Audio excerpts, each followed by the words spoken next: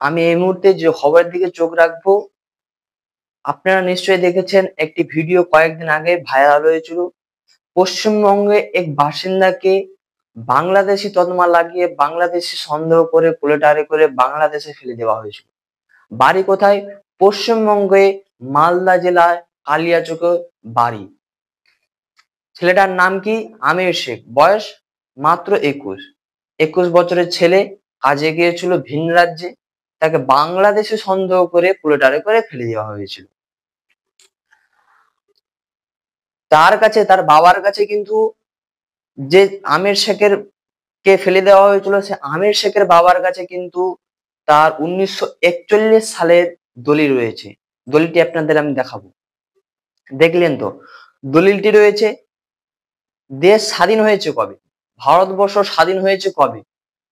1947 সালে 15ই আগস্ট। কিন্তু তার বাবার কাছে 1941 সালে দলিল রয়েছে। তাহলে সে কি? ভারতীয়। সে দেশ স্বাধীন হবার আগে থেকে ভারতে বাস করছেন, ভারতীয় আছেন। সেই ভারতীয় এক যুবককে কোলেটারে করে বাংলাদেশে ফেলে দেওয়া হয়েছে বাংলাদেশি সন্দেহে। বাংলাতে কথা বলার কারণে অপরাধ। এমনই দুর্যোগ আমাদের দেখতে হচ্ছে। বিভিন্ন ভিডিওর মাধ্যমে আমরা দেখেছি, কোথাও 8 জন, কোথাও 10 জন, কোথাও 12 জন, কোথাও 15 জন, কোথাও 22 জন, কোথাও 1 মাস, কোথাও 2 মাস, কোথাও 17 দিন, কোথাও 19 দিন আটকে রাখা হচ্ছে বিভিন্ন জেলা, বিভিন্ন রাজ্যে।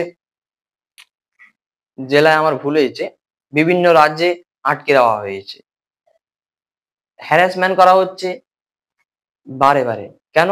বাংলাতে কথা বলার কারণে। এমনই বিভিন্ন ভিডিও আমরা দেখতে পাচ্ছি, আমরাও যতটা পাচ্ছি দেখানোর চেষ্টা করছি। সে আমির শেখকে কোলেটারে করে ফেলে দেওয়া হয়েছিল। তার বাবার কাছে 1941 সালের দলিল রয়েছে, আপনারা দেখেছেন তো। কিন্তু এর আগে যে শুভেন্দু অধিকারী মুসলমান হিন্দু মুসলমান হিন্দু করার চেষ্টা করছে, সে শুভেন্দুর মা কিন্তু পাকিস্তান থেকে এসেছে। তাই তার পাকিস্তানের দিকে এত টান। কেন আমি এই কথাটা বলছি? আপনারা নিশ্চয়ই দেখেছেন, যখন পাকিস্তান ভারত যুদ্ধ লাগে, সে পাকিস্তান ভারতের যুদ্ধের সময় পাকিস্তানের পতাকা পোড়াতে পোড়াতে শুভেন্দু অধিকারী বলেছিল পাকিস্তান জিন্দাবাদ। তার এখনো পাকিস্তানের দিকে অথচ টান আছে। সেই কিনা আবার বাংলা ভারতীয় দাবি করছে। সেই ভারতীয় দাবি করছে, কিন্তু তার পাকিস্তানের দিকে টান আছে।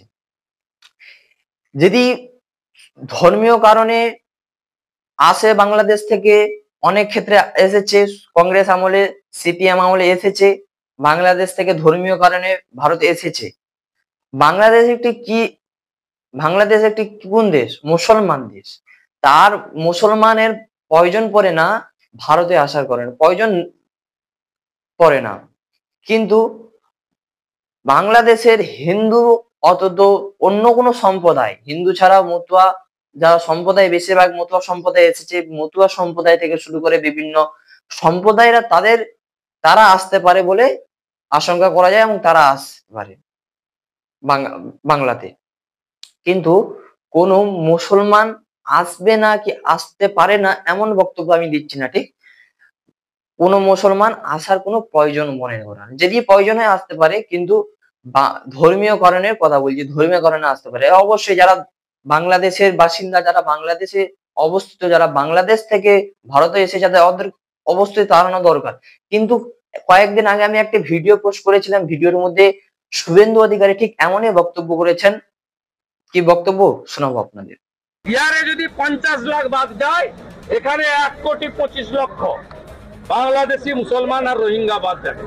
আর সব হিন্দুদেরকে আমি অ্যাসিওর করছি, ভারতীয় হিন্দু মুসলমানকে অ্যাসিওর করছি, আর ধর্মীয় কারণে বাংলাদেশ থেকে আসা হিন্দুদের অ্যাসিওর করছি, একটা কারোরও কোনো অসুবিধা হলে উপরে মোদিজি যদি গ্যারান্টার থাকেন, এই রাজ্যের এলওপিও একটা ছোটখাটো গ্যারান্টি।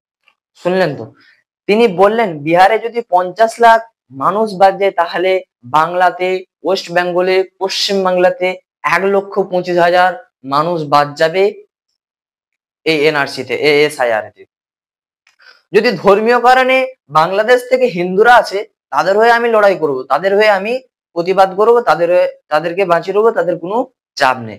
কিন্তু মুসলমান যদি আছে, মুসলমান প্রত্যেকটা রোহিঙ্গা প্রত্যেকটা বাংলাদেশি মুসলমানদেরকে তাড়িয়ে দেওয়া হইবে। উত্তম, একে বাংলাদেশি, একে এনআরসি এসআইআর এর নোটিশ দেওয়া হয়েছে।